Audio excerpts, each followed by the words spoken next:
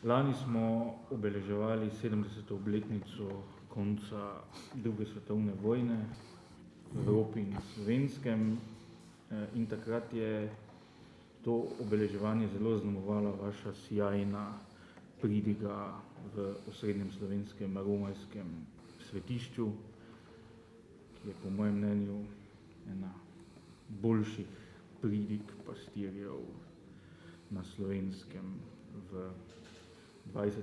in 21. stoletju.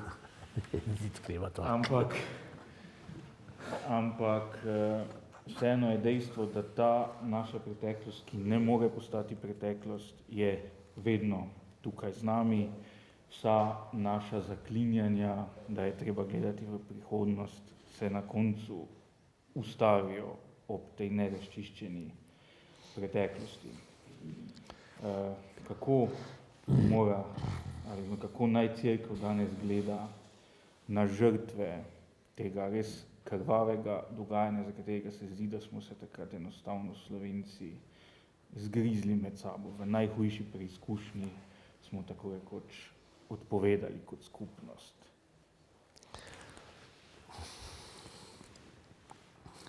Ta razdeljenost se je začela že dosti prej. Prej sva govorila o dnevniku škofa Jegliča in noter je že zelo zaznati to razdeljenost na dva tabora in sicer ne tisto normalno različnost mišljenja, ampak tu je šlo zmeraj zares.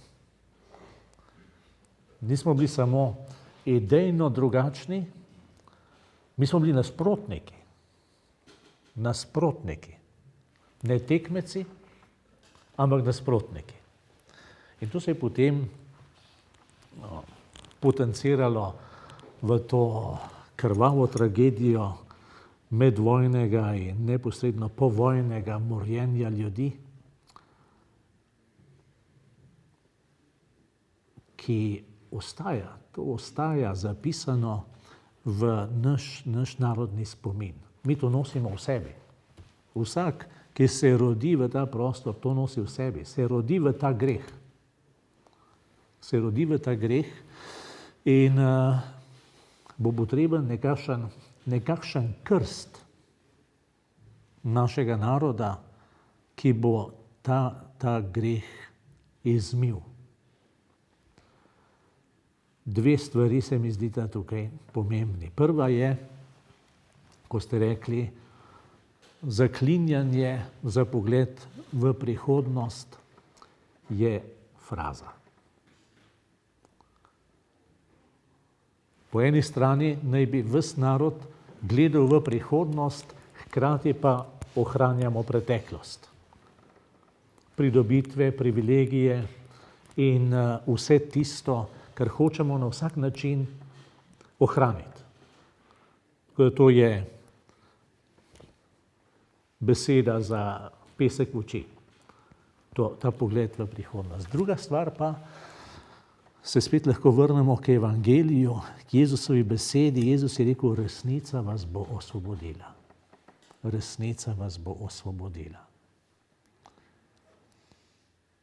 Pri nas še nismo pripravljeni pogledati resnici v oči.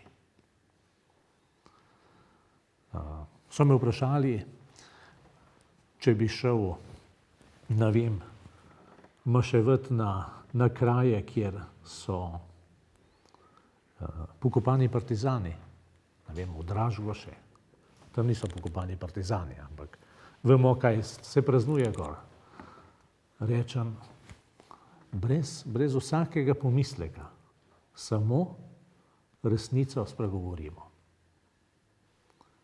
Dokler pa ne spregovorim resnice, toliko časa jaz ne morem iti na neki kraj zato, da bi potrjeval mit ali laž. Ne morem. In mi kristjani imamo tukaj, jaz bi kar rekel, pomembno poslanstvo. Rekli ste žrtve, odnos do žrtev. Kdo so žrtve? imamo žrtve precej ostro zarisane. Tisti, ki so umrli od komunistične roke, so žrtve. Vsi oni so na strani storilcev. Pa mislim, da ni tako črno-belo.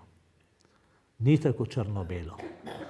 In bomo že zato, da bomo začeli razmišljati, kdo so žrtve, potrebovali to vstopanje v resnico. Kot sem rekel takrat na Brezjah, žrtev je konec koncev tudi tisti, ki so ga prisilili, da je ubijal. Mi zdaj na tehle stolih, na toplem, na varnem, na mirnem, lahko rečemo, zakaj se pa ni uprl? Za junaštvo do smrti nismo vsi rojeni. Eni tega preprosto ne zmoremo. To je treba vedeti. Ne? In takšen človek je žrtev. Čeprav ima krvave roke. Je žrtev. In mi bomo morali začeti moliti za vse žrtve. Zdaj je do neke mere prisotna tista lepa pobuda o vseposvojitvi. Ko sem jaz slišal za to misel, sem rekel, krasno, zelo lepo, ampak hkrati bi morali posvojiti tudi tistega, ki je bil rabljen. Ker tudi on mora biti deležen molitve. Tudi njega je treba odreševati.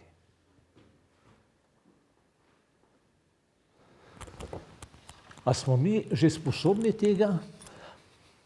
Marsikdo. Jaz verjamem, da večina, če bi jim razložili, bi že bila. Vsi še ne bi bili. Ker je preveč bolečega, preveč težkega, preveč globoko je zarezalo. Ampak verjamem, da je to pot. Pravzaprav druge ne vidim. Na koncu je Jezus odrešenik. Jezus. Resnica, zato tudi on pravi, jaz sem pot, resnica in življenje.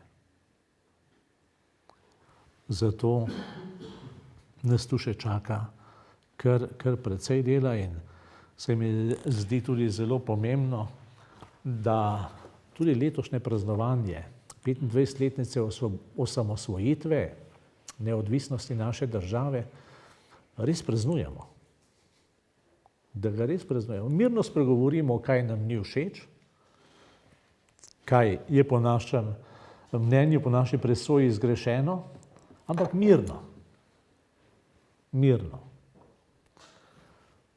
Prej sem rekel, mi naredimo nasprotnike.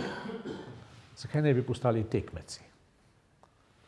Začnemo preraščati ta nasprotja, da tekmujemo v dobrem, tekmujemo v tem, kdo bo imel boljši program, kdo bo več naredil za to našo drago državo Slovenijo in da se ne pustimo potegniti v nasprotje. To je zelo težko. Jaz se tega zavedam. Govorim o stvarih, ki so zelo zahtevne. Ampak, če ne začnemo o tem razmišljati, potem so sploh nedosegljive. Če pa začnemo razmišljati, bomo pa morda lepo časi naredili tudi te korake proti odrešitvi naroda kot takšnega. Ne samo odrešitvi slovenskega kristjana, ampak tudi odrešitvi naroda kot takšnega.